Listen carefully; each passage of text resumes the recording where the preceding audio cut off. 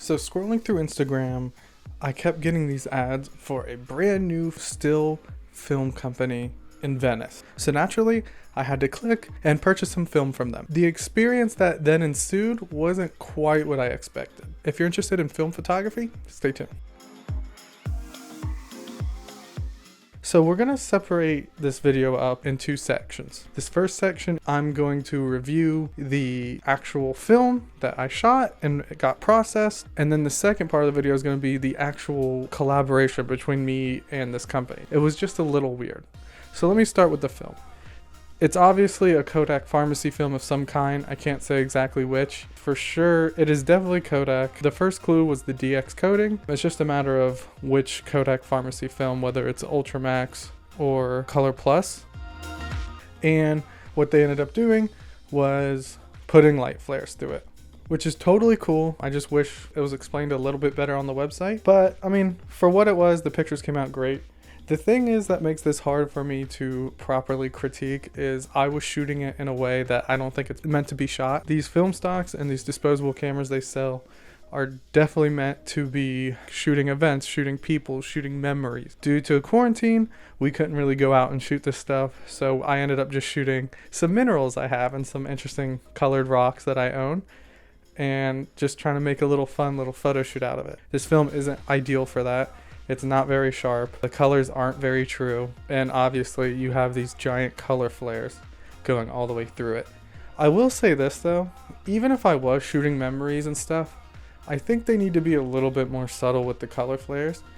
On the actual product shot I took of the film, it actually looked pretty cool. But then there's a few of these shots where it's like, you're not just not capturing the rock. If I was shooting an event or something, a trip or something, I wouldn't be capturing anything. There's just so much light flare. On their website, the pictures they use as examples are way more subtle. You know, I think they got a little crazy with it there. But overall, you know what? One of those films you buy and has flares and you kind of get it for the aesthetic. Then I sent the pictures off to get scanned. They came back at not as high of resolution as I would have liked. But again, I was kind of using it for a purpose that it wasn't meant for. This is really just reviewing Kodak pharmacy film, whatever their 200 ASA pharmacy film is. I don't really feel the need to do that. I've reviewed Kodak Ultramax in the past. It's a fine film. This one in particular makes me think it's Color Plus just because of the lack of information, which again, totally fine. I'm not here to hate on any of that kind of stuff. You know, I just might not be the target demographic for it, being a professional filmmaker and photographer.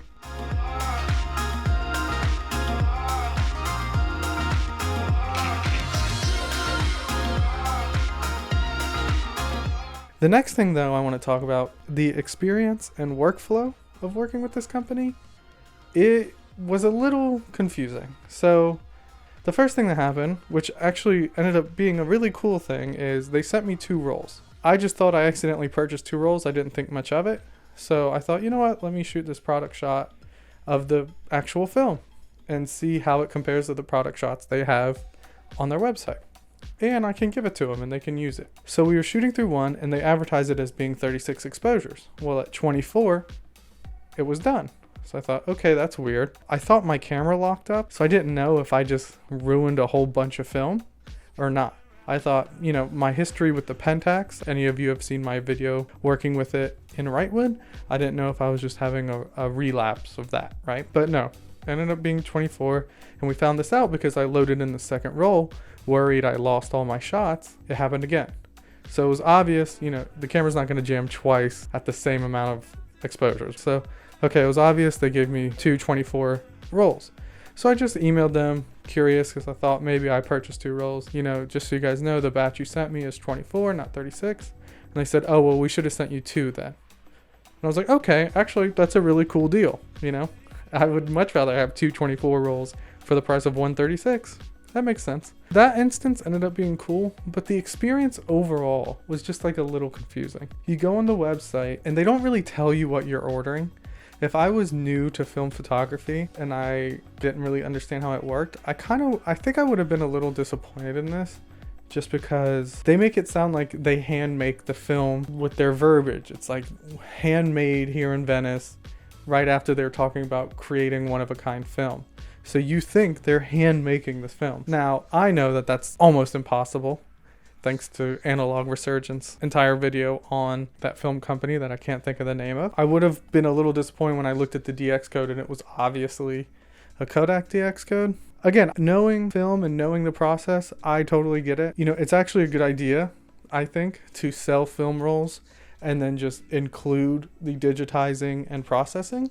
I think that's a genius business idea, and I really hope he's successful in this, he or she. I understand that they're trying to be a little like mysterious and everything like that to kind of help the branding, but it just kind of comes off like you're trying to get one over on the customer, kind of, and you know, I just think that could kind of be tweaked. They advertise that the scanning and the processing is part of your purchase. I was expecting to get like, you know, an order form.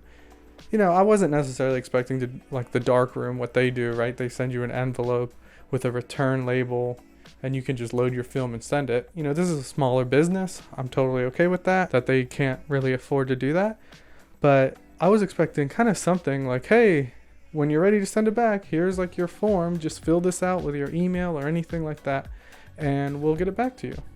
But there was nothing. They sent the two things, and then they sent like a postcard. But the postcard didn't have any information on it. It just was just a postcard, which cool. Like a free postcard. I'm always game for that. I didn't know, am I supposed to send this film back to the return address? Am I supposed to send it back to is your lab separate from your home offices? Like, I don't know. That lack of communication only added to the suspiciousness even more. I think that's an aspect that maybe could be worked out. And then on top of all that, the shipping of the film was close to half the cost of the purchase of the film. When you buy the film, you know, you have to get it shipped. It's not a brick and mortar. And it's $12 out on a $28 order, which is a lot, especially considering we're in the same city. I would have gone and picked it up myself if I knew it was going to be $12 to ship.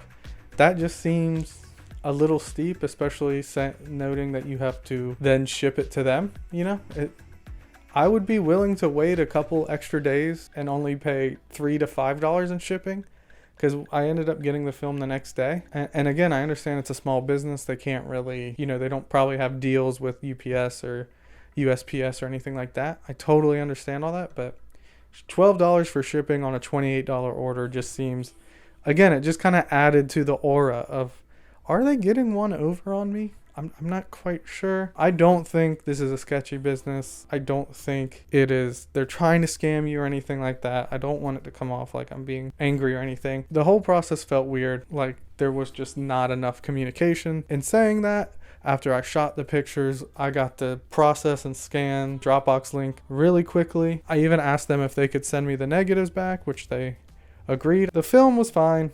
It's pharmacy film with light flares on it.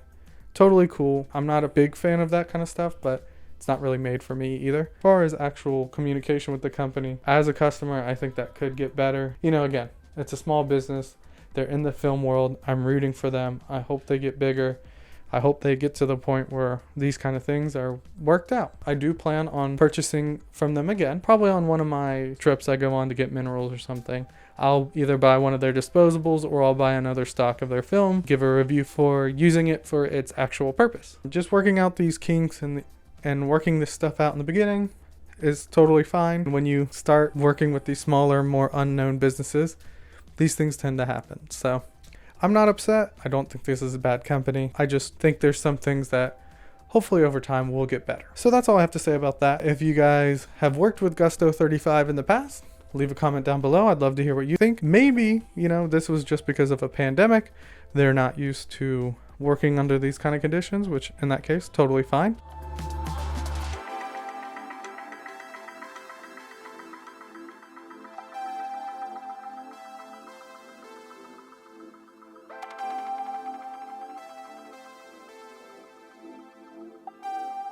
I will see you guys next Monday. Thank you for watching.